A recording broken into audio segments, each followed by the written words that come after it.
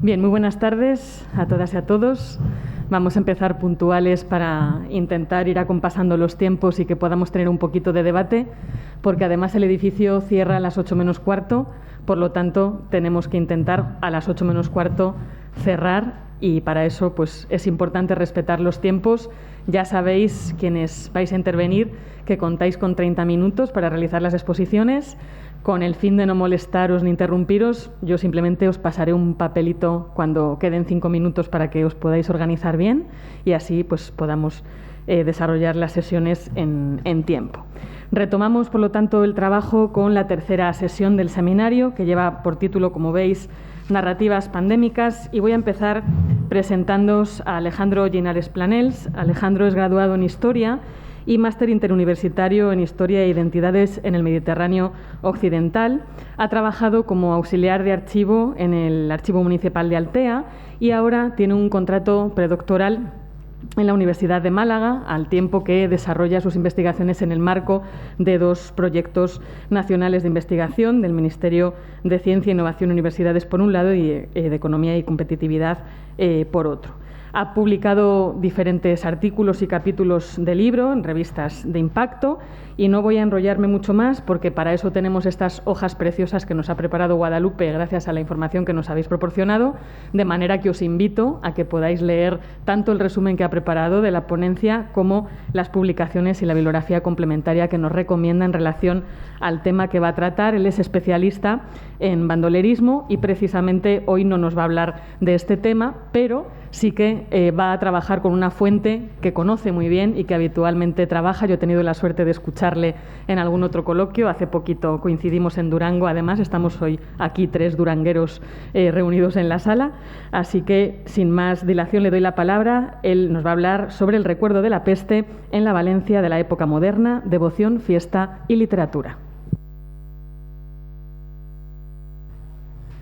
Bueno, voy a empezar primeramente, como no puede ser de otra manera, agradecer a los organizadores de este seminario, al profesor Castillo y a la profesora Sierra, la invitación a participar. Es un gusto para mí volver a los congresos presenciales, que son, creo, los que tienen el sentido completo, ¿no?, a estas actividades, y también por estar concretamente en la Universidad de Alcalá, sede, ¿no?, de los proyectos y del profesor Antonio del Castillo, referencia de las cuestiones culturales y la literatura y la memoria escrita a nivel estatal. Es para mí todo un placer.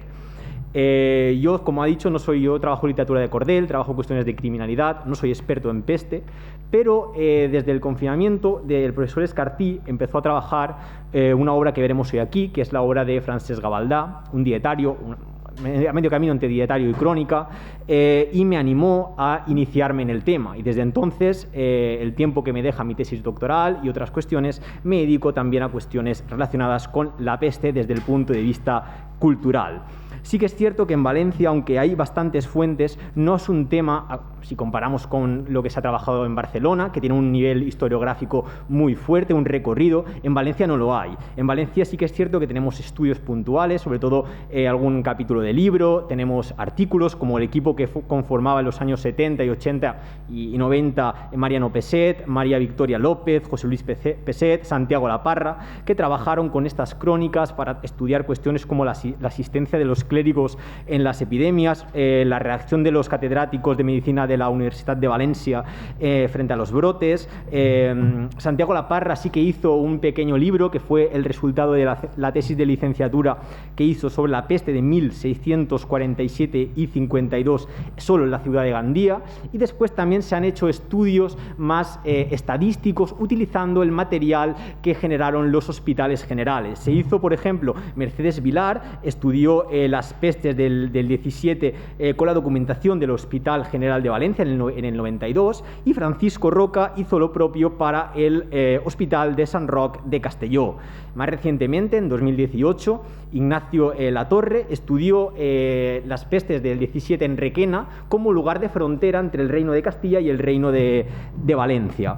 Desde el punto de vista cultural, prácticamente hay un vacío importante que se está tratando de ocupar. Sí es cierto que en el 71 José Luis Aguirre estudió la obra de Gavaldà como lo que es, un texto literario, propagandístico, relacionado con la cultura.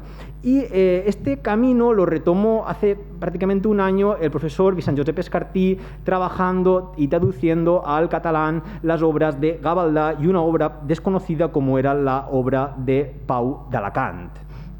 Porque si los tiempos de peste fueron tiempos de miedo, incerteza, enfermedades, muerte, restricciones político-sanitarias, también fueron tiempos de creación literaria y consagración de devociones y fiestas que muchas de ellas actualmente aún perduran en la actualidad.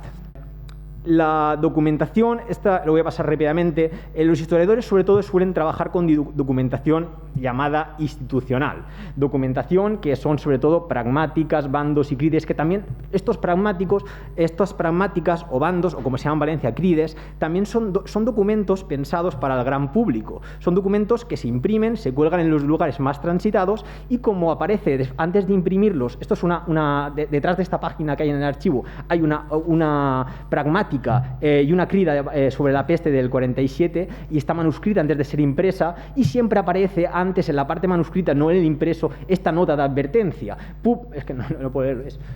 Pública i redal crida amb veu alta i intel·ligible en so de tabal i de trompeta i de tabal de la puesto en la present ciutat de Valencia y puestos acostumats de aquella como es costum y práctica. ¿Qué está diciendo aquí? Que esto tiene que ser pregonado con música para atraer a la gente. Después también hay documentación administrativa de hospitales, hay correspondencia institucional del virrey a la corte, el Consejo de Aragón, los consellers, como hemos visto esta mañana también cuestiones de protocolos notariales que dan documentación muy importante, como pueden ser los inventarios post-mortem, como son los testamentos, y también un documento muy interesante que era muy codiciado en la época, como son los pasaportes o salvoconductos, que veremos en la siguiente diapositiva. Esto es un salvoconducto, un pasaporte de la época, en blanco en este caso, donde aquí iría el nombre de la persona.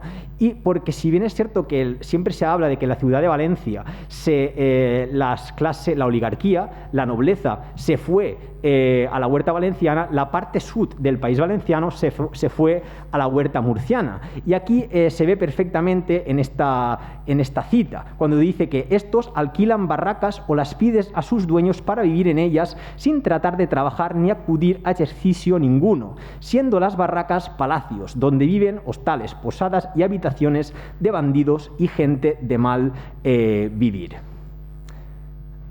Pero también se ha comentado esta mañana, el profesor José Luis Bertran ha comentado que en Barcelona había mucha, lo que llamó Jay Shamela en su día, literatura autobiográfica, dietarios, crónicas, etcétera.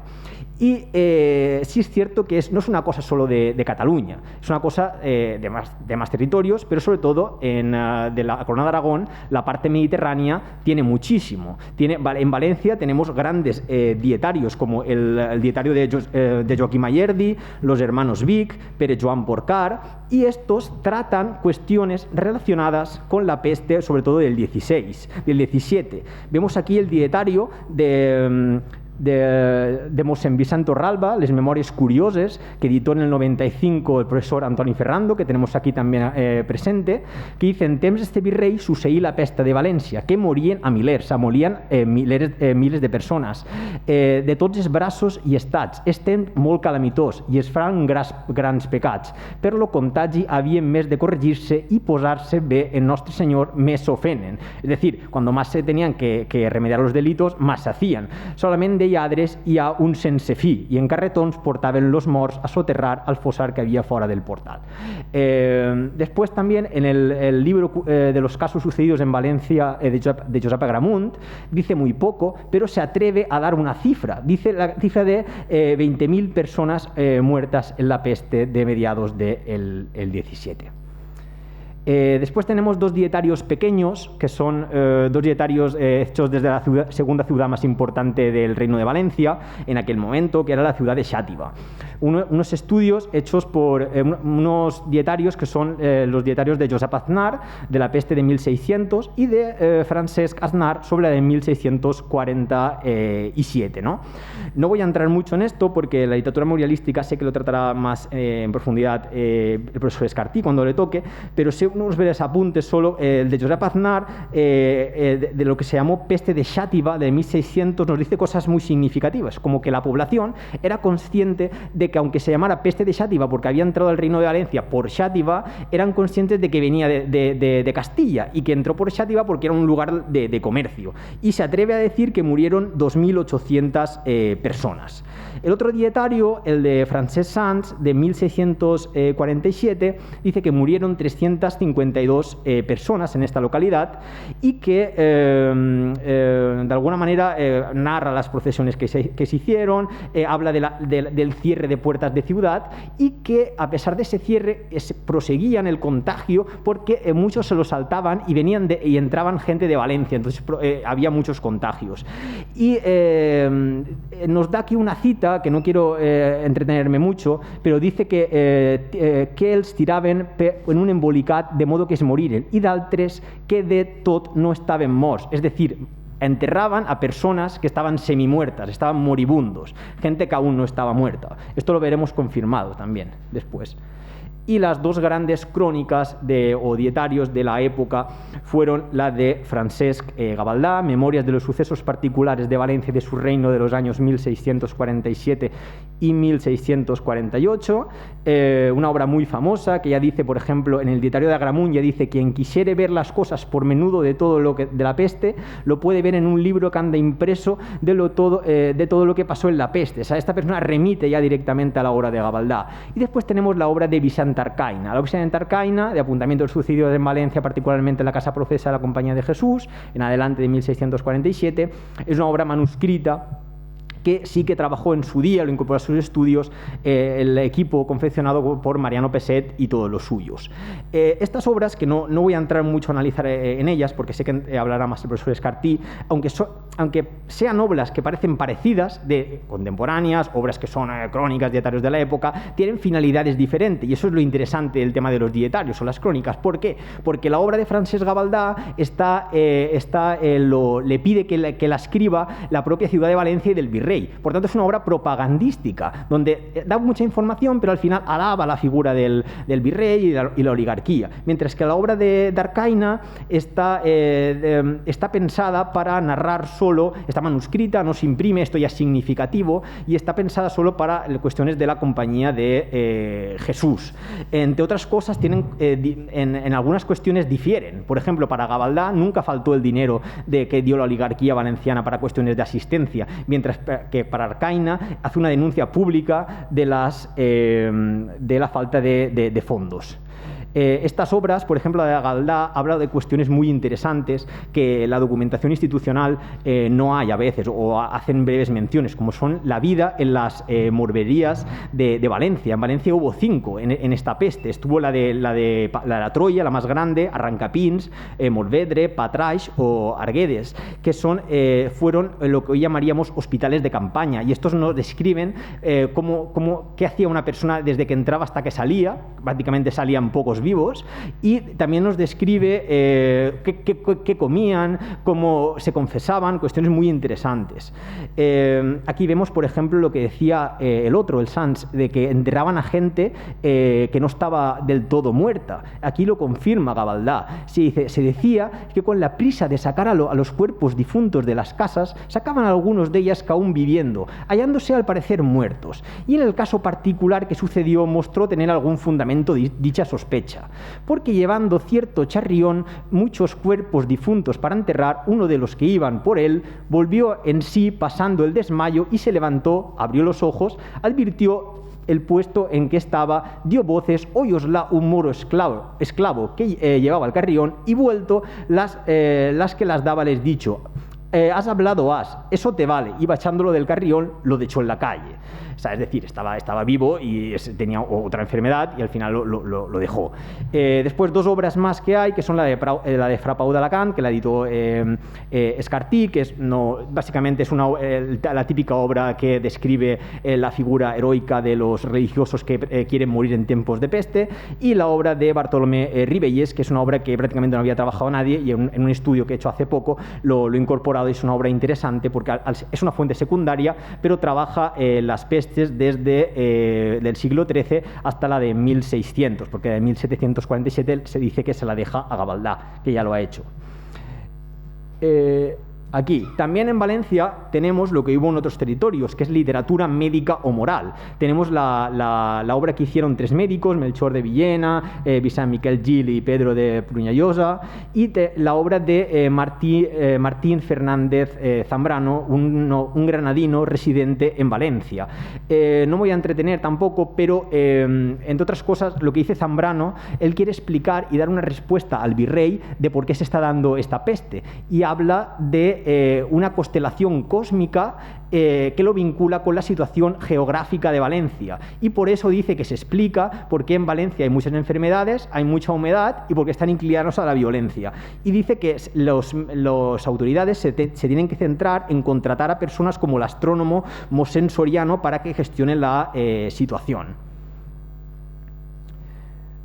Después también romances y literatura popular. Literatura popular tenemos gozos, tenemos diferentes tipos. Ahora, de Valencia, concretamente, relaciones de sucesos, romances, como los que trabajo yo, no he podido encontrar. No significa que no existan, sino que igual restan en el anonimato o directamente no han perdurado el paso del tiempo. Para Barcelona, por ejemplo, se conserva la de 1589, trabajado por Francesc Ribas, incorporado después por José Luis Bertran, y en Valencia seguramente también porque hubo grandes impresores en el 17 y en el 18, como Silvestre Esparza, después Cosme Granja, Agustín Laborda, en Cataluña Esteve Liberós, Nogués, Figueró, Gabriel Bro, personas que trabajan este tipo de literaturas, pero como yo estoy trabajando ahora cuestiones de peste relacionadas con romances, y aquí he puesto un ejemplo de una que estoy viendo, que es una de Granada, por ejemplo, de 1679, y también, por ejemplo, en la ciudad de Málaga también hubo bastantes en el siglo XVII y XVIII.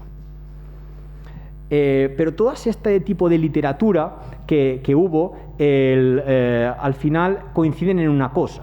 La gente era consciente de que la peste, por ejemplo, de 1647 había entrado por un barco de Argel.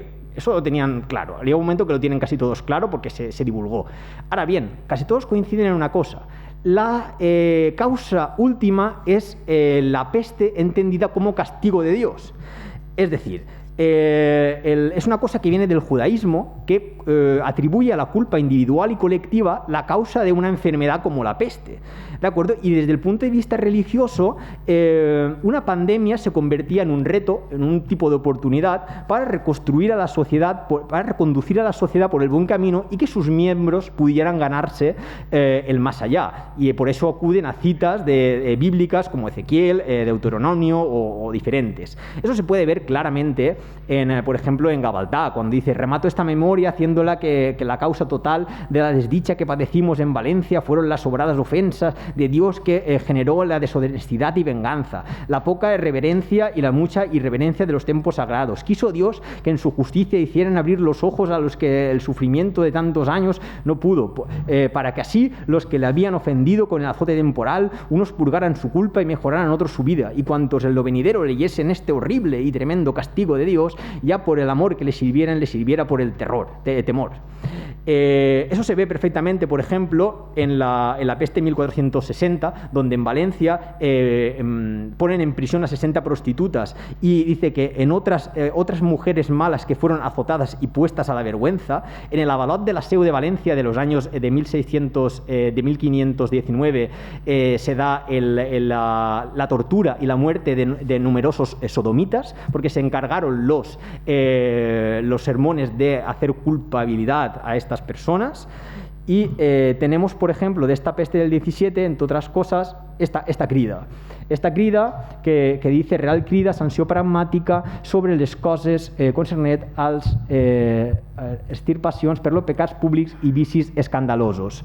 Esta Real Crida es muy significativa porque directamente culpabiliza y pone nombres a las personas que eran para ellos culpables de la peste. Hablamos de monjas y seglares que tenían relaciones sexuales dentro de conventos. Hablamos que se culpabiliza a la vestimenta de las mujeres que iban a misa, que dice que se ponían el velo por encima entre el ojo, y eso causaba la excitación de los hombres. Hablamos de los amancebados, prostitutas y proxenetas, el cierre de prostíbulos, juegos de azar por cuestiones de avaricia y blasfemia. Hablamos de vagabundos también.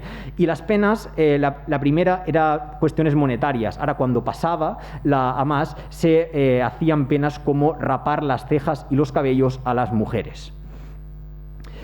Aquí vemos un ejemplo, no quiero entretener porque creo que vamos mal de tiempo, de una mujer que es confesada por cuestiones, dicen, de la castidad, y que como volvió a reincidir, primero la sanó porque se confesó bien y después volvió a reincidir y Dios la volvió a contagiar.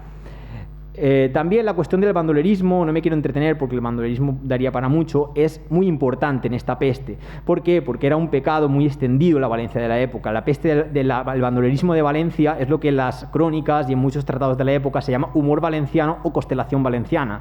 Es decir, se intenta explicar por qué los valencianos están inclinados a la violencia y tenían fama prácticamente internacional de buenos sicarios. Al final era una lucha para violencia. Y ese temor de la gente a que fuera en 1648 volviera a ser ofendido Dios y volviera a incurrir en la peste, hizo que de alguna manera se volcara una batida general contra los bandoleros, donde, por ejemplo, en el dietario de Torralba se describe una escena patibularia muy buena, donde murieron 73 bandoleros, y era una escena horrible a nivel patibulario que no la voy a leer por falta de tiempo. Y esto llevamos al punto de qué remedio poner a la peste. ¿Qué remedio hay a la peste? Pues es el remedio de la intervención de santos. La intervención de santos eran, como dice Ribelles, la intervención de los santos y justos es el mejor medio para desarmar a Dios y un método de vida arreglado a las leyes del Evangelio y protos de favorecernos. Es decir, Dios está ofendido, serán los santos nuestros interventores delante de Dios. Se hicieron muchísimas procesiones, como vemos aquí en Arcaina, donde los niños prácticamente imitaban a los mayores haciendo procesiones. Y esto nos lleva a la consolidación y creación de numerosas festividades y patronajes, llegando al punto y avanzando a las conclusiones de que gran parte del santoral valenciano y de los patrones de diferentes pueblos y localidades se consagran en este momento, ¿de acuerdo? Hablamos ya de los típicos, San Sebastián y San Roque, que se dan prácticamente a nivel de toda la monarquía. Aquí tenemos el caso de Xixona o Vinaròs. Vemos, por ejemplo, que en 1460 ya se dice que los padres carmelitas de Valencia habían colocado imagen de San Roque y estableció que se hiciese fiesta anual y consolidación en todos los domingos. Resolvieron fabricarle en la suya una suntuosa capilla y erigir en ella una cofradía con la invocación de Nuestra Señora, San Sebastián y San Roque.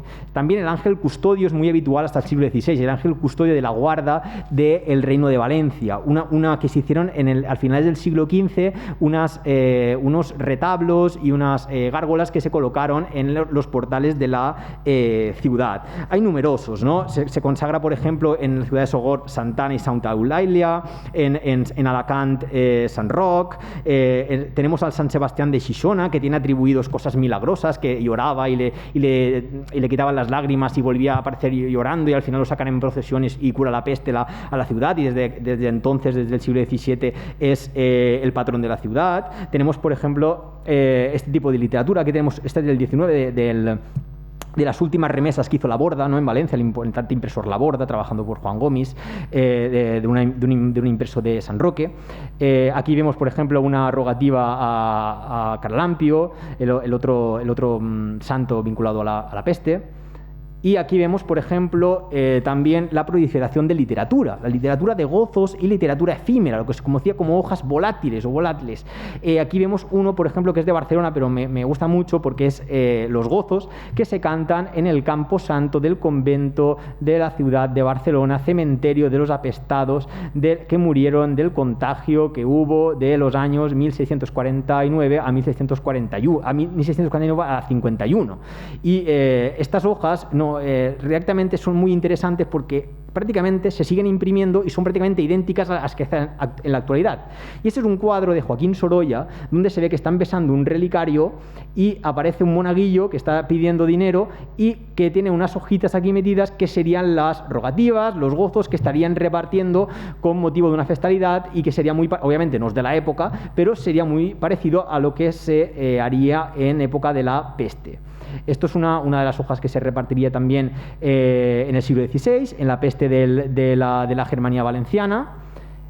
Y aquí vemos también diferentes, San Vicent Ferrer y San Luis Beltrán se consagraron, de alguna manera ya eran muy venerados en la ciudad de Valencia, pero con las diferentes pestes esta devoción aumentó muchísimo y la literatura vinculadas a ellos. En Teulada, por ejemplo, se erigió la ermita en 1532 porque fue donde predicó él y para que les librara de la peste en ese año. Y en Agullent hay un milagro vinculado a esta persona que después generó una serie de literatura en el siglo XVIII, en el siglo XIX. Vemos hojas de la peste de San Vicent Ferrer, incluso se llegó también a imprimir en Barcelona. Los dominicos de la Santa Clara mandan algunas devocions y oracions per donar al poble, és decir, estas oraciones estaban pensando para dar al pueblo, perquè Nostre Senyor fos servit de preservar-los de dit mal i entre altres se feren imprimir una raima i mitja d'oracions del gloriós pare San Vicent Ferrer contra la pestilencia. Es decir, las propias cofradías imprimían y las repartían, supongo que pedirían una serie de donativos, pero en principio eran gratis contra la población. Este es muy típico de la literatura popular, incluso existía literatura popular que había un santo pequeño y lo consumían como por la boca para ingerir. Eso me lo enseñó Joan François Boutré una vez. Vemos aquí una rogativa al padre a San Vicent Ferrer y a San Vicent Ferrer y a San Luis Beltrán, y vemos la fe que tenía también a Beltrán, ¿no? La buena fe en el día se habla, aquí es una cita que tengo de la procesión que dice: los religiosos que llevaban y rodeaban las andas bañaron muchas veces sus ojos con lágrimas de dolor y alegría. O sea, vemos. Aquí tenemos, por ejemplo, la Madre de Nuestra Señora contra la peste, que se hicieron también, entre otras cosas, diferentes estampas prácticamente hasta el siglo XX. Nuestra Señora contra la peste es una devoción que viene desde el siglo XV, pero prácticamente, según las crónicas, cayó en el olvido. Y fue retomado en la importante peste de Valencia de 1647-48, donde se volvió a hacer diferentes capillas, se imprimieron estas típicas estampas y después también se hizo el famoso cuadro que hay, que es de la escuela de Ribalta, ¿no? Incluso Gavaldà nos describe esta escena que se popularizó mucho en el siglo XVII. En la parroquia de San Nicolás, una imagen de la Virgen rogando por los hombres a su hijo, que está herido al mundo de los ángeles, con unas lanzas y centellas de fuego, cobró muchas maravillas. De esta misma figura hubo otra en la SEU y en diferentes partes. Y acabando, vemos aquí una relación de diferentes, cada una tiene su historia y no tengo tiempo para detenerme, pero vemos aquí una relación de diferentes patronajes que hubo y que muchas de ellas generaron literatura de sermones que se imprimía. Esta, por ejemplo, es uno de los sermones de la peste que se hicieron en la ciudad de Orihuela. Hay también en Xàtiva, en Cocentaina, en diferentes partes, diferentes estampas de mucha literatura. Aquí vemos, por ejemplo, el recuerdo. Con eso quiero prácticamente acabar. Eso es básicamente cómo se recuerda. Mucha gente en la actualidad obviamente no conoce el dietario de Gavaldà, no conoce el Arcaina, no conoce muchas cosas, pero estableciendo en su pueblo un patronaje a raíz de un hecho traumático, seguramente no sepan nada más, pero saben que en un año del siglo XVII, en 1648, 1647, o cuando sea, hubo un hecho traumático que murió mucha gente y por eso tiene una patrona que se llama, o un patrón que se llama fulanito de tal. Y seguramente, como pasa en Onil, les vinculan a otra fiesta, que son las fiestas de los moros y cristianos. Y por eso se imprimen después en el 19 cuestiones como Embajada de los moros y cristianos de la vila de Onil, celebrada tal día del 1848, que de Nuestra Señora de la Salud, y dice, porque les libró de la peste que afligió al reino en 1748. Esa es la viva imagen de que se recuerda hechos de hace 200 años. Y aquí otra de las obras de que también las festividades que se generaron. Esta es una obra magnífica que he trabajado de las fiestas centenarias que hubo en un pueblo pequeño actualmente la provincia de Alicante, que es Benilloba, cerca de Alcoy, donde se ve lo que pasó en la peste de 1647 y cómo se hicieron grandes procesiones, grandes fiestas a raíz del primer centenario, y eso generó grandes procesiones, grandes fuegos artificiales, literatura, que tenemos aquí pequeños versos, y también generó a raíz de eso otros milagros que se le atribuyen a San Joaquín en este caso. Entre otras cosas, hubo y con esto acabo, una cuestión de lucha por cuestiones de juegos de azar. Una persona disparó al otro y él se valió diciendo valeume San Joaquín, valeume, y no le hizo nada esta bala. Y esta bala, para muestra de este milagro, fue colocada en el altar de San Joaquín más de 100 años. Y la gente actualmente en Benilloba, en Onil, en todo lo que os he dicho, siguen recordando, es la viva imagen de que hablamos de época moderna, hablamos de hace muchos años, pero con la consagración de este patronaje, con la impresión de gozos, festividades, etcétera, sermones, se sigue recordando mucho este evento. Y con esto yo no me quiero alargar, acabo.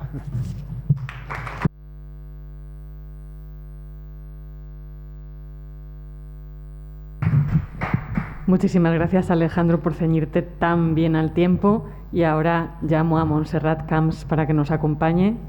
Desinfectamos un segundito el puesto de mando. Bien, pues mientras se acomoda, os voy presentando a nuestra siguiente ponente. Montserrat Camps Gasset es filóloga griega y es doctora en Filología Clásica por la Universidad de Barcelona y licenciada también en Ciencias Eclesiásticas por la Facultad de Teología de Cataluña.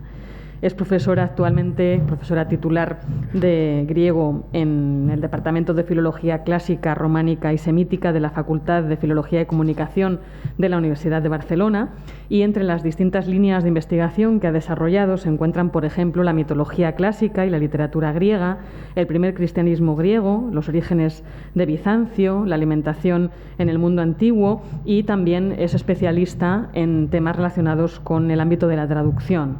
Además de participar en distintos proyectos de investigación y de desarrollar diferentes cargos, voy a destacar que fue miembro fundador de la Societat Catalana de Estudios Clásicos y que, de entre sus publicaciones, aparte de otras muchas que podéis leer y podéis también consultar en la hoja de presentación, voy a citaros muy reciente, casi recién salido, un libro que acaba de editar que se titula Literatura y Pandemia, antología de textos, gracias al cual nosotros la conocimos y a partir de ahí la contactamos, que ha salido ahora publicado en las prensas universitarias de Barcelona en el año 2021. Dentro de su labor como traductora ha traducido textos clásicos como por ejemplo, ¿no?, al catalán Las leyes de Platón, y también de autores cristianos. Ahora mismo está trabajando, gracias a ello le han dado un premio de traducción, en la traducción al catalán del Corpus Hermético. Está terminando ahora mismo esa preparación. Así que no le quito más tiempo.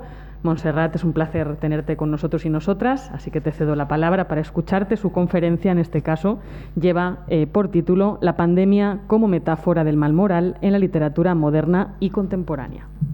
Muchas gracias. Agradezco estar aquí. Efectivamente, es una muestra de la gran actualización que tenéis aquí, que no había salido todavía el libro a la venta, que ya tenía vuestro mensaje dando noticia de que lo conocíais, cosa que me sorprendió muchísimo. Me agrada mucho estar aquí porque es algo muy distinto de lo que habitualmente hago, pero como recordaba hoy a la hora de la comida, bueno, pues Tucídides fue el primer gran autor que describió un episodio con todos los detalles, un episodio de peste, y que fue el modelo del relato para la posteridad, con lo cual pues todo queda en los griegos. Efectivamente voy con un tema un poquito distinto de lo que se ha hablado aquí hoy, pero que tiene también su relación, y en realidad han ido apareciendo cosas que ya me dan pie a hablar esta tarde.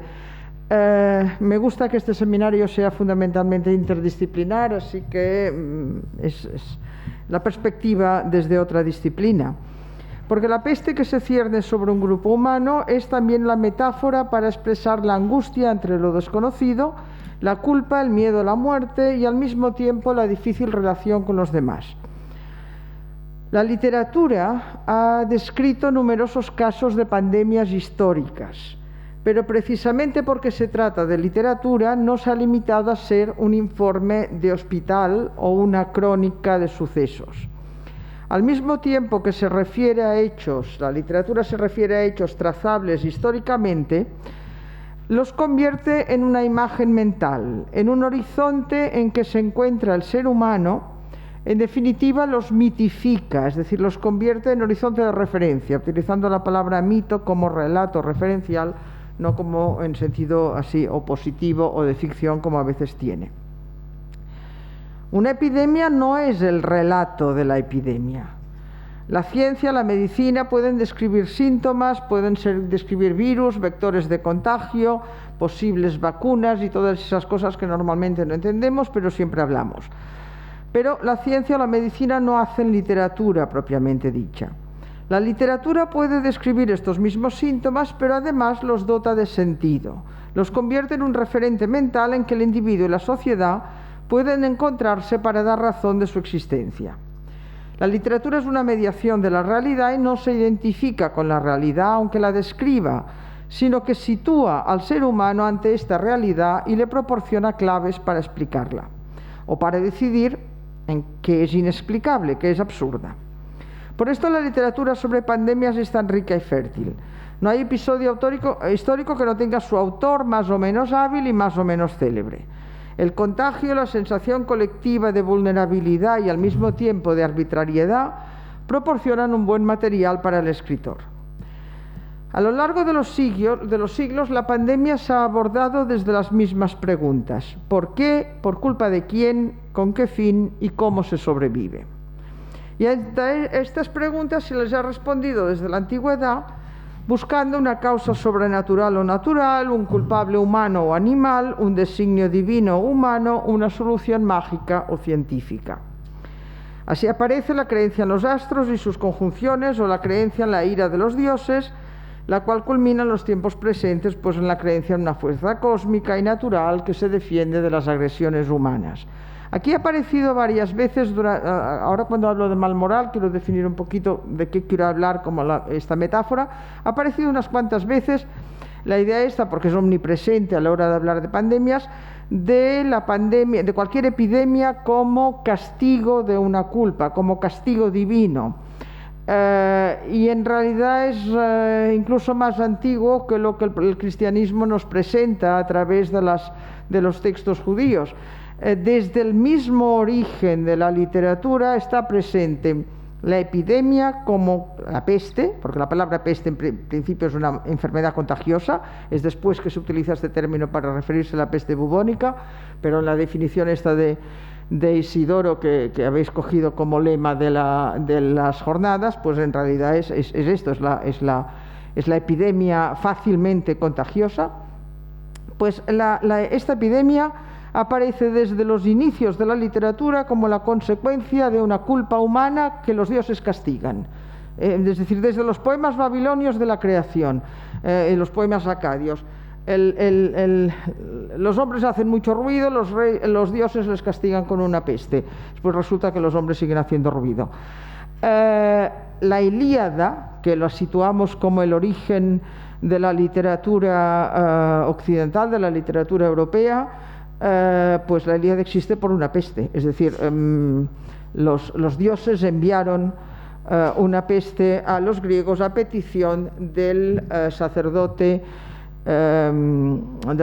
troyano cuya hija había sido repartida en botín. Y por eso tenemos la Ilíada. Si no, la tendríamos de otra manera, pero en fin, hay una peste.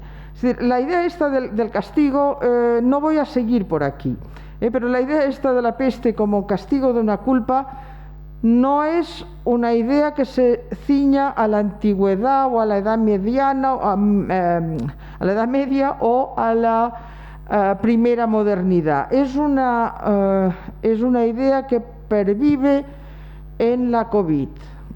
Ya digo que no seguiré por aquí, pero la culpa, es decir, la epidemia como castigo de una culpa, lo vivimos no hace mucho, aunque lo tenemos un poco olvidado por aquello que la memoria desaparece, pero lo vivimos con los episodios de SIDA. Era muy evidente que el SIDA aparecía como castigo de un determinado comportamiento moral de unos determinados grupos que fueron estigmatizados.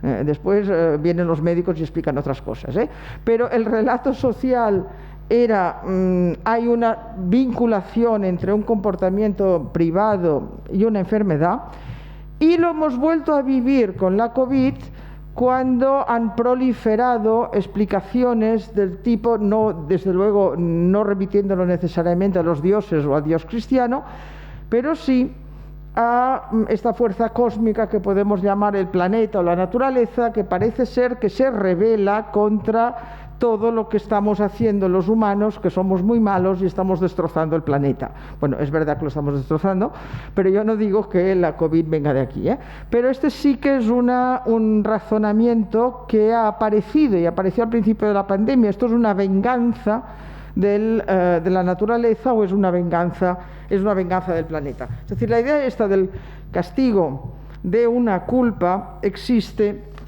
desde los orígenes hasta hoy mismo.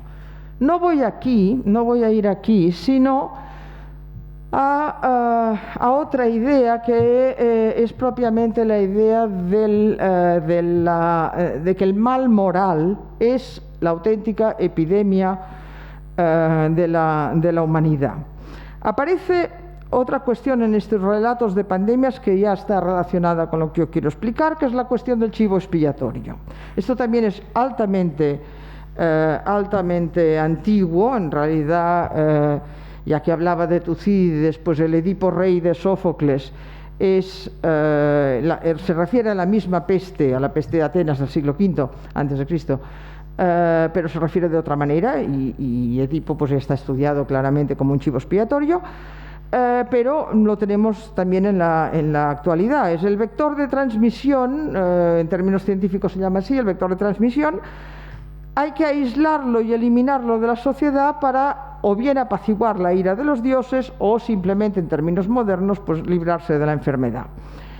En todas las epidemias se busca y se acusa no solo un origen, sino un agente de contagio, ya sean animales o grupos humanos.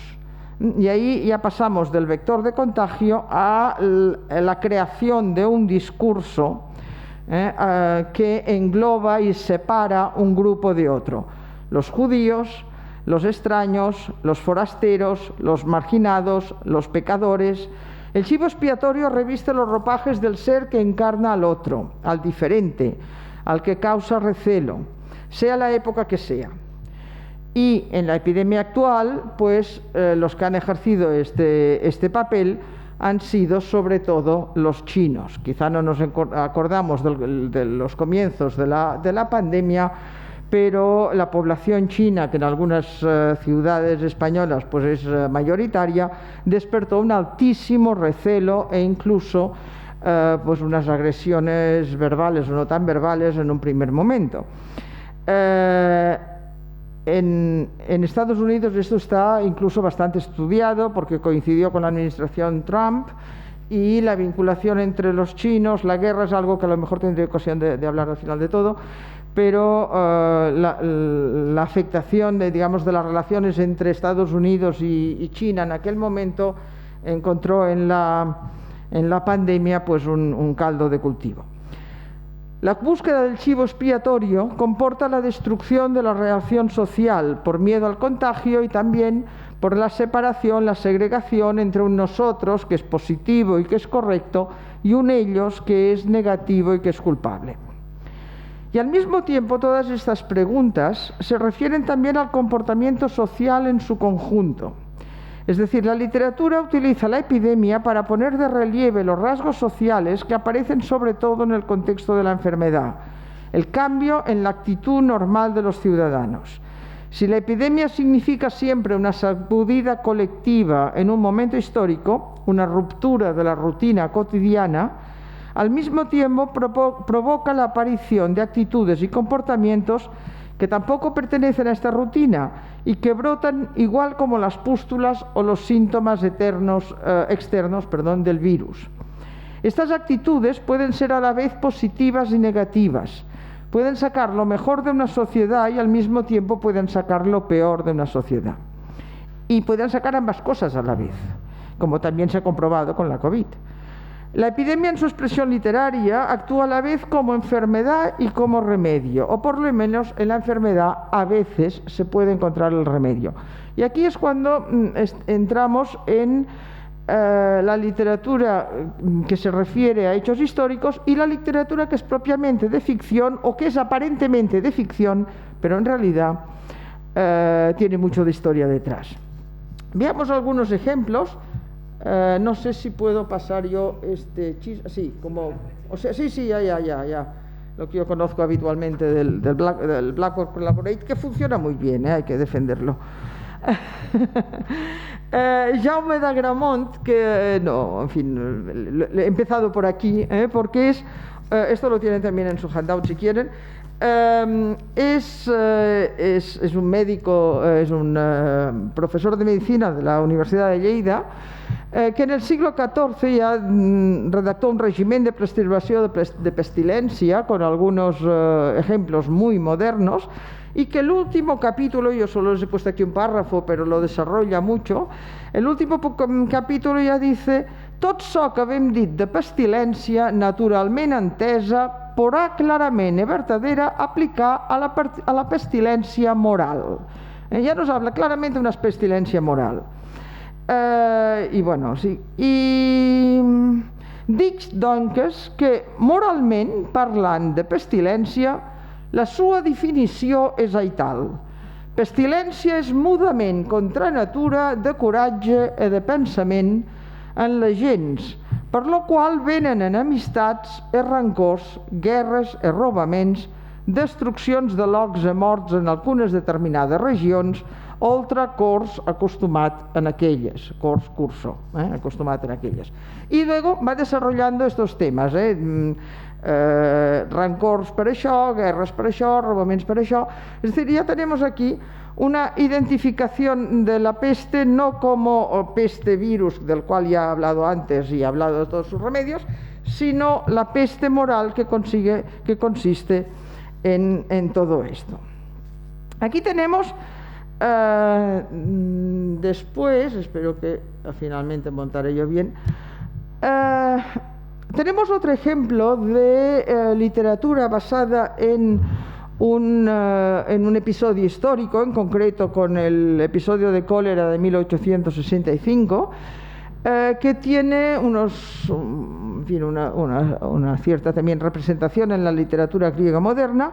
Uno de sus grandes autores es Alexandros Papadiamandis, el guardián de los apestados, que yo sepa no hay ninguna traducción ni española ni catalana, ni sé si siquiera si occidental.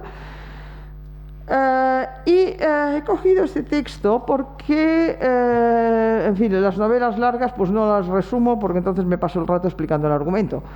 Pero básicamente se refiere a un cólera real, de 1865, y dice: en el islote en que se utilizaba como lazareto improvisado, la carne se vendía por la conciencia como noticia de los especuladores a 3 dracmas la oca. El agua, dado que el único pozo del islote se agota enseguida, llegó a venderse a 2 dramas la jarra. Pocos de ellos eran comodados. Los especuladores depositaban sus mercancías en el extremo de la costa más alejada del islote, cogían su dinero y se iban. Es posible que el cólera se adhiera a cualquier cosa, pero desde luego no precisamente al dinero. se dijo que la mayoría de gente que entonces presentaron como víctimas del cólera en realidad murió de hambre. Quizá no hubo cólera en absoluto, sino ceguera y miseria y un infortunio insólito. La gente, enfermos todos, se volvían crueles unos contra otros y acrecentaban infinitamente el sufrimiento. Es decir, encontramos ya, a partir de un episodio que es real, que es del de la cólera del 19, encontramos esta mezcla de la idea de la epidemia física, que en realidad se corresponde a una situación moral negativa, a algo que se expande de una manera mucho más temible, quizá que la misma enfermedad. Hay un caso que me dirán ustedes que quizá no tendría que tratar aquí, pero que yo opino que, en fin, que también se puede utilizar, que es el de la lepra, porque la literatura sobre la lepra es muy rica. A ver, la lepra en sí misma no se puede considerar, creo, una enfermedad epidémica, es endémica, existe prácticamente siempre, pero a lo largo de la historia ha tenido un tratamiento social y literario muy parecido, prácticamente idéntico, al que tienen las variadas pestes que hemos sufrido, porque el relato de culpa y de estigmatización social desde la antigüedad es comparable, desde ya los textos del Evangelio hasta, todos los relatos, incluso los relatos modernos. Es decir, la separación esta que decía al principio entre el nosotros, que es considerado desde un punto de vista positivo, y el ellos, que es considerado desde un punto de vista negativo y culpable. Es decir, los leprosos purgan algún tipo de culpa. Esto se ve en la literatura medieval, pero también se ve en la literatura moderna. A principios del siglo XX hay un gran número de relatos que se refieren a la lepra y que comparten este recelo por el leproso en su doble vertiente de enfermo físico y moral. En esta enfermedad se manifiesta particularmente el castigo divino. Y al mismo tiempo, esta característica aparece a los ojos del sano, del que contempla al leproso como al otro, aquel a quien no debe asemejarse, ni en lo físico ni probablemente en lo moral. Y aquí volvemos a encontrar un gran número de ejemplos literarios, o bien que nos hablan de leprosos o de situaciones de lepra auténticos, o bien que utilizan la lepra como una metáfora de un tipo de relación social. Y aquí yo citaría, aunque no está en el PowerPoint ni en el handout, pero citaría, por ejemplo, pues ya iremos al camino. Citaría pues Gabriel Miró y un montón de otras obras literarias.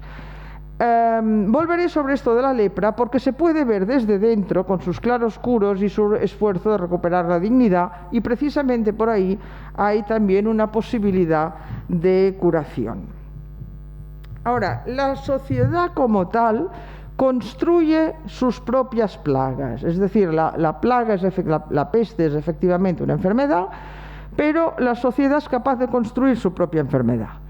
Y aquí tenemos sobre todo la obra de Albert Camus, pero no es el único. No es el único. En realidad, no voy exactamente en sentido muy cronológico, estoy ahora en el siglo XX, pero sí que he agrupado los autores un poco por el sentido de la obra. De Camus todos conocen sin ninguna duda La peste, que ha vuelto a ser un éxito editorial de ventas desde que empezó la COVID. Camus ya se dedicó al tema en otra ocasión, y es en una obra de teatro, État de siège, estado de sitio, que se representó muy poco y que es harto desconocida, que yo sepa no hay ninguna traducción, que no hay ninguna traducción tampoco española, en que no es una repetición de la peste, sino que es otra cosa, es otra manera de abordarla. Las dos obras son ficticias, es decir, no se refieren exactamente a un episodio de peste, pero Camus sí que se documentó muy ampliamente con los textos históricos que se referían a las grandes pestes de la historia. Su referente literario también fue Daniel Defoe, pero no exclusivamente, es decir, se explica la gran documentación histórica que utilizó él para construir las dos obras alrededor de la peste como metáfora del nazismo y de la dominación, en realidad de la contienda bélica del siglo XX y de la ocupación nazi. A ver, aquí tienen una serie de ejemplos que no sé si me dará tiempo, de Camus. En el estado de sitio, que es algo que cito aquí bastante más que la peste, porque la peste se la han leído casi todos, en estado de sitio aparece la dominación, es decir, la usurpación del gobierno por parte de dos personajes que son la peste y su secretaria, que se dedica a rayar de un cuaderno una serie de nombres.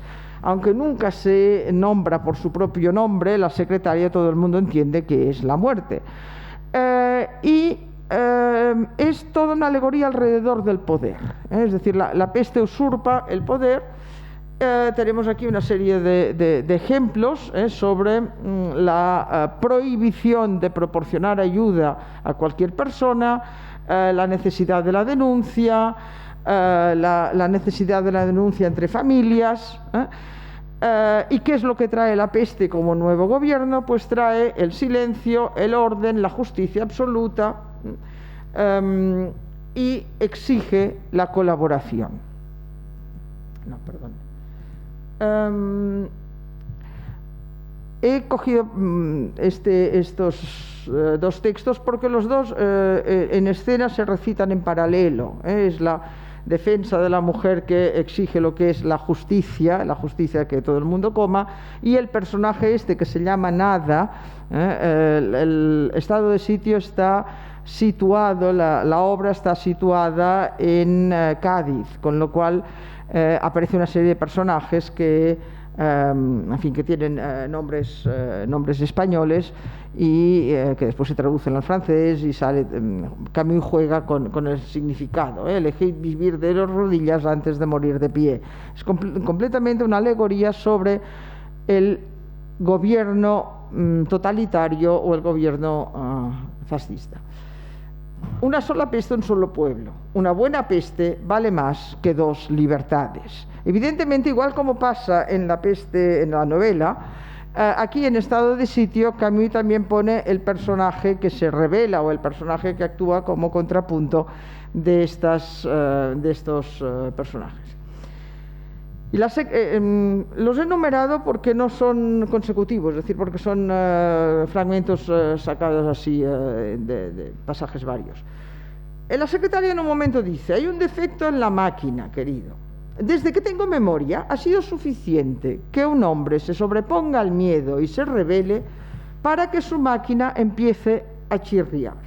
No digo que se pare, no llega tanto, pero bueno, chirría y a veces hasta acaba realmente por fastidiarse. Es decir, vemos aquí la primera semilla que nos aparece de remedio contra este tipo de peste moral o contra este tipo de peste gubernamental, que es sobrecogerse al miedo. Y el tema del miedo es un tema que aparece en bastantes autores, en que la auténtica plaga, la auténtica peste no es la enfermedad en sí, sino el miedo. El miedo como sistema de control, la plaga auténtica es el miedo. Si existe el miedo ante la enfermedad, ante la muerte o ante lo que sea, se puede dominar y manipular a la humanidad. Es decir, se la puede deshumanizar, se la puede aniquilar. El miedo es la plaga mayor, mientras que la ausencia de miedo es el principio de la revolución, que para Camus es el principio de la solución. Lo ideal es obtener una mayoría de esclavos con ayuda de una minoría de muertos bien elegidos.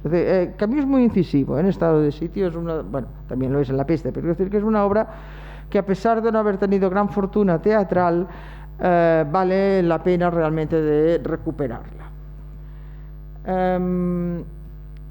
Y en cambio, bueno, en cambio no, porque en realidad se complementan, en La peste, en la novela, que de todos mucho más conocida, en que aparece efectivamente la figura del Dr. Rieu como contrapunto de todo lo que está sucediendo, aparece una explicación, aparecen varias explicaciones, varias insinuaciones de cuál es la auténtica enfermedad que sobrecoge a la sociedad, y aparece una que a mí me parece particularmente incisiva, que es la cuestión de la pena de muerte, como uno de los protagonistas relata que su padre formaba parte del tribunal y como él, como niño, fue a presenciar una de estas defensas de la condena de pena de muerte a uno de los reos. Transfigurado por la toga roja, ni bonachón ni afectuoso, bullían en su boca las frases enormes que sin cesar salían de ella, como culebras. Comprendí que estaba pidiendo la muerte de aquel hombre, es decir, del reo, en nombre de la sociedad, y que incluso pedía que le cortasen el pescuezo. Bueno, no decía más que esta cabeza debe caer. Después de todo, la diferencia no era muy grande, y en verdad acabó siendo la misma cosa, puesto que llegué a obtener aquella cabeza. Claro que no fue él quien hizo el trabajo, y yo, que seguía todo aquello hasta el final, solo yo tuve con aquel desgraciado una intimidad vertiginosa que mi padre nunca tuvo. Sin embargo, él tenía que asistir, según la costumbre, a eso que llaman delicadamente los últimos momentos, y que habría que llamar el más abyecto de los asesinatos. Es decir, para mí es uno de los pasajes fundamentales de La peste, que pone de relieve una estructura de la sociedad que en sí misma está enferma. He dicho que que la lepra era una de estas enfermedades que se pueden considerar que tiene parecidos en el tratamiento social y literario con las pandemias o con las epidemias.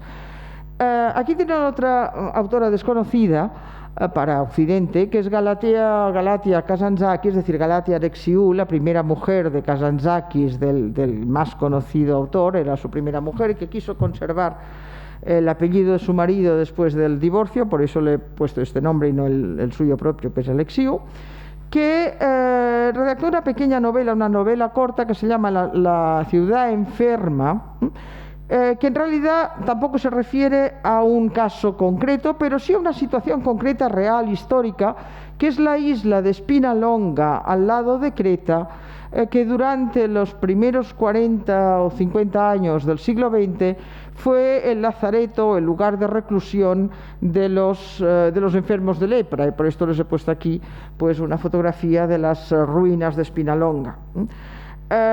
Es la lepra vista desde dentro, es decir, no vista desde el exterior como muchos otros relatos que definen entre el nosotros y el ellos, sino que es una novela escrita en primera persona, es decir, con un yo narrativo, que explica la percepción de la enferma de lepra a la que trasladan a esa isla y toda su vivencia dentro de una sociedad que es una sociedad de leprosos que se casan entre sí, que tienen hijos, a quienes ella construye una escuela, que tienen todas las relaciones normales de una sociedad caracterizada por ser exclusivamente de leprosos. Ahí es donde nos aparece esta misma isla de Spinalonga. Ha inspirado mucha literatura griega, pero moderna, como la novela de Lycoudis, en fin, hay muchas, o de Abbott, pero no me referiré a ella. Aquí hay otra vía de solución, es decir, en Kazantzakis la epidemia de lepra, o sea, la lepra, da lugar a lo peor del ser humano y al mismo tiempo a lo mejor. La solidaridad y el amor como antídotos al mal moral, y la enfermedad también como metáfora de una condición humana negativa que no todo el mundo ve. Cuando dice aquí, me encontré enfrentada contra mi propia impotencia, contra la propia impotencia, lo único es que yo veía la situación mientras que los que están aquí no la ven. Saltándome muchas cosas, en cuanto al chivo expiatorio, y con esto enlazo con algo que ha salido esta mañana, Philip Roth, en Némesis, que es una novela escrita en el 2010, nos plantea otra vez esta cuestión del chivo expiatorio, es decir, de la segregación de un grupo humano como culpable de la transmisión de un factor. En su caso se refiere a la epidemia de poliomielitis de los años 60, antes que existiera la célebre vacuna, y que algunos de aquí, los que somos un poquito, digamos, de edad, que hemos vivido más años, vamos, recordaremos, no, es que los jóvenes ya no lo sabéis esto, y en cambio yo recuerdo haber visto cuando yo era niña, y que me causaban una grandísima impresión, los niños con la ortopedia en las piernas, y estos eran los que habían sobrevivido, es decir, había un montón de ellos. Era una época un poco turbia en que existía la vacuna, pero aquí pareció que no valía la pena.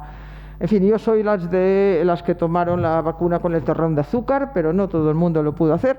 Después esto ha dejado de existir. Para nosotros la polio ya no es un referente, para la gente joven. La gente de que vivió en los años 60 pues ya se acuerda. Roth, esto en América, en Estados Unidos, fue particularmente virulento. Roth utiliza este tema, que es de los años 60, pero lo utiliza en la novela del 2010, y desde luego desde la perspectiva de la anatematización de los judíos.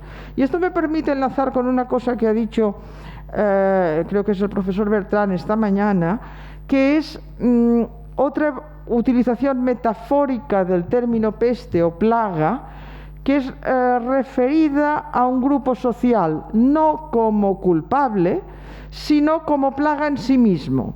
Y esto es algo que también está bastante trabajado en bibliografía, hay bastante bibliografía sobre la utilización del término plaga por parte, por ejemplo, del nazismo, cuando explicaba el judaísmo como una plaga en sí mismo, es decir, la plaga de los judíos, es decir, el virus son los judíos. Esto es una literatura que es un tipo de discurso que está analizado, pero también es una de las formas, digamos, coloquiales de nuestro uso de la palabra plaga, que incluso podemos hablar, banalizando un poquito, de la plaga de la electrónica.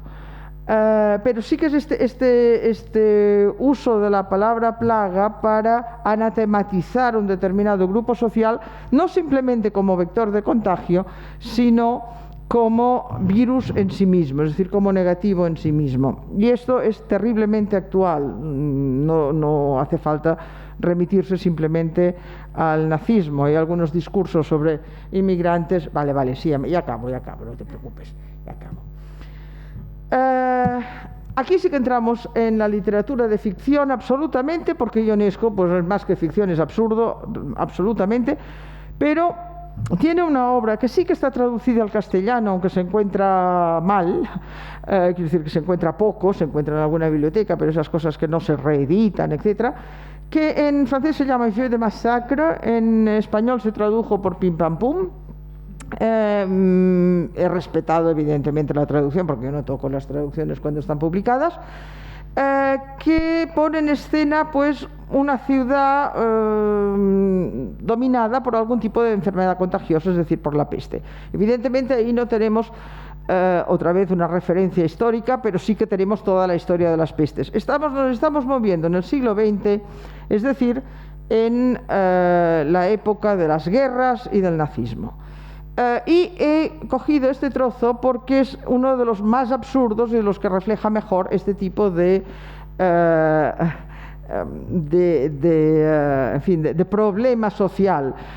Como se han acabado las vituallas, como prácticamente no hay comida por culpa de la peste, pues lo que se hacen es comerse entre sí y escoger especialmente los más rollizos y que sobre todo sean sanos, porque claro, si te comes a alguien que no es sano, pues te contagias. En fin, entrando en aquella comicidad que provoca Ionesco, pero al mismo tiempo que es tan sarcástica con aquella realidad, es uno de los pasajes que son más ilustrativos. Como tienen ustedes el handout y los que están en casa también lo tienen colgado, creo, en una plataforma, pueden leer lo que les parezca. Quisiera acabar, porque esto me permite ir a la última idea, con otra obra no muy conocida del checo Karel Čapek, La plaga blanca, que esta sí que he tenido que acceder a ella a través de la traducción inglesa, por lo tanto ya me disculparán si aquí hay irregularidades, pero que plantea algo que vuelve a estar muy al día en el mundo contemporáneo.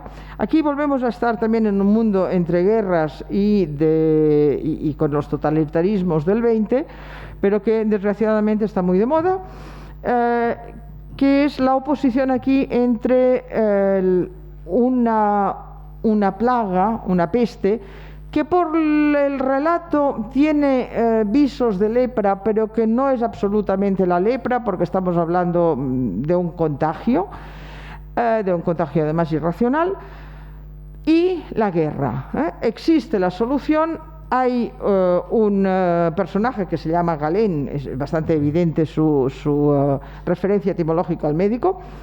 Hay un personaje que conoce la vacuna, pero decide, más que la vacuna, el tratamiento, y su tratamiento es el 100% efectivo. Decide aplicarlo solo a la gente pobre y que si los ricos lo quieren, que hagan el favor de firmar el desarmamento total y la negación absoluta de la guerra. Bueno, si a alguno le interesa leerse la obra, no le digo cómo acaba, ya les digo que no acaba bien, o por lo menos bien desde nuestro punto de vista, pero aquí se ve el discurso, es que la auténtica plaga es la plaga de la guerra, que además tiene una posibilidad de solución o de tratamiento de vacuna que no solo los gobernantes, sino que la misma población se niegan a aceptar, ¿no? Y con esto volvemos a entrar en la historia de la guerra, o de la guerra también como una metáfora de la plaga, es decir, la peste. La peste es la guerra, o la guerra puede ser la peste, pero la guerra también es un discurso que sirve para explicar la peste.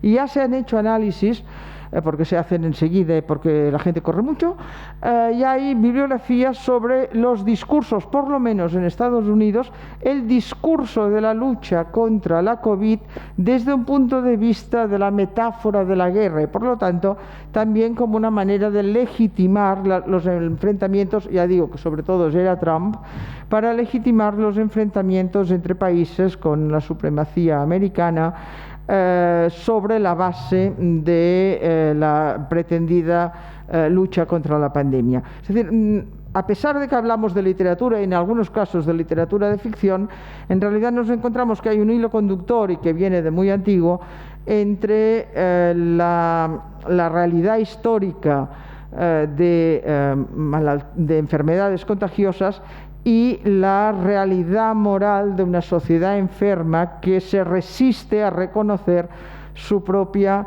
enfermedad endémica y las posibles soluciones para ella. Y me he dejado muchas cosas, pero más o menos he cumplido con el tiempo. Muchas gracias.